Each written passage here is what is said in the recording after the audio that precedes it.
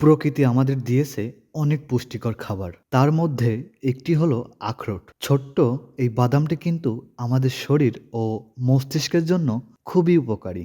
আখরোট একটি শুষ্ক ফল যা গাছ থেকে সংগ্রহ করা হয়।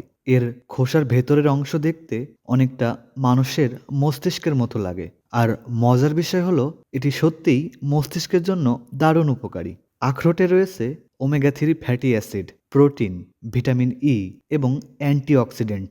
এই উৎপাদনগুলো শরীরকে সুস্থ রাখতে সাহায্য করে। নিয়মিত আখরোট খেলে স্মৃতিশক্তি বাড়ে, হৃদযন্ত্র ভালো থাকে, রোগ প্রতিরোধ ক্ষমতা বাড়ে এবং পড়াশোনার মনোযোগ ধরে রাখতে সাহায্য করে।